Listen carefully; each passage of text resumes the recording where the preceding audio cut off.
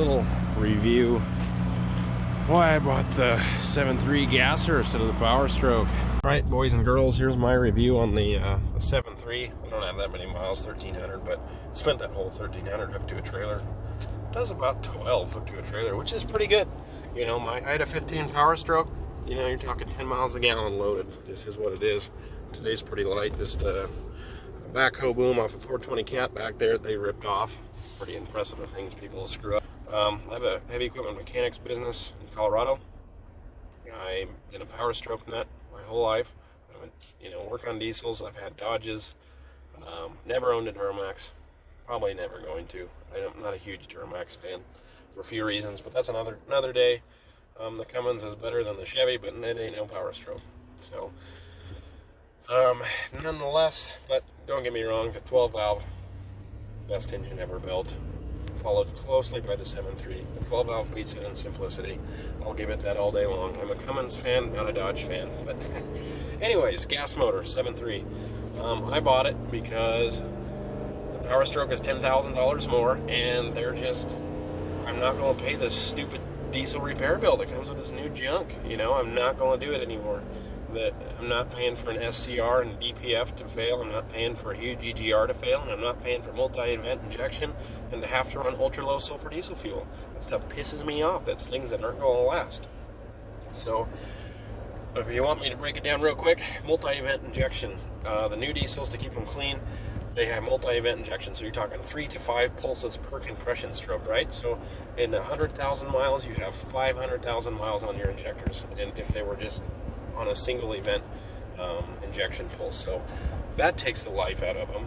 Ultra-low sulfur diesel fuel has no oil in it. It's super dry, and it wears everything out, and we've bumped up rail pressures to pressures that would cut steel if it was on a water jet. You're talking your common rail pressure is around 30,000 psi.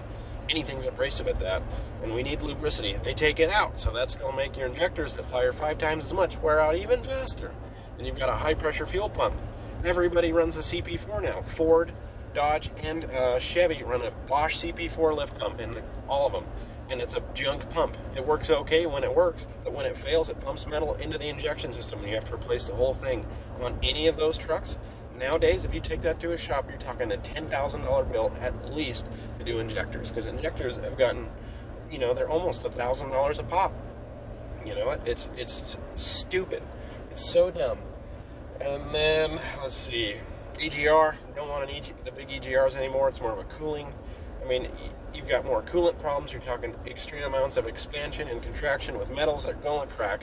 It's just the way it works, and they're going to fail. And then when they fail, if they fail right in the wrong ways, they'll cause catastrophic engine failure. You get coolant in the engine, you bump up, by doing that, you bump up your,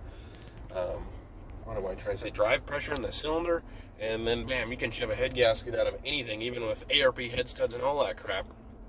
So that's kind of why I didn't do that. The gas motor, they finally got the power up on it. They got the power up pretty good. It's almost 500 foot-pounds of torque, which is like early 3rd gen Cummins, Ford 6.0 power, right? And in all honesty, I've got a Peterbilt. Anything that's heavy goes behind the Peterbilt, all I need to pull is 14 to 20,000 pounds. As heavy as I'm going to pull behind a pickup truck, before I'm just going to put it behind a big truck and have real brakes and a real set of jakes on that thing, Let's see, what else on this truck? The 10-speed. The 10-speed's a shifting son of a gun. It's the only transmission I think I've been around. The 6R140 was pretty badass, and so was the 5R110. But this 10-speed, I don't even know what the number is they run on this thing now. It's one of the few transmissions I've been in stock that knows what it's doing. It needs no added shift tuning or nothing. So, but yeah, it runs pretty good. Well, here, I'll do a little tune it. I got some room here, so that boom's probably, I don't know, when I picked up at my crane this morning, it grunted a little, so you're talking maybe, I can't, Matt, I don't know, I'll weigh the truck here when we get done. If I turn it around, there's the crane boom, there's the trailer, we're at 0, we'll just stomp on it and let her go. We're in tow haul. Like, this thing's a running booger. I'm pretty happy with this truck. The big thing is watch that transmission, watch those gear shifts. Boom, you're real close, just like a semi truck. You're only talking 500, 750 and an RPM drop.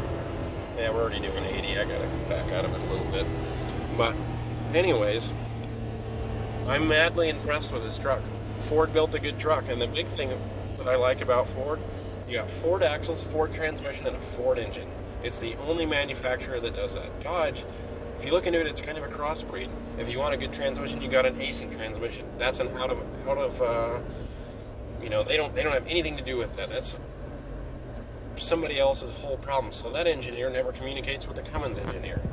That's why if you drive one, it drives like an industrial semi truck with a, you know, with a Cummins and an Allison in it. It just doesn't shift. They don't work well together. But it's okay. It's still better than that junk transmissions Dodge still producing to this day.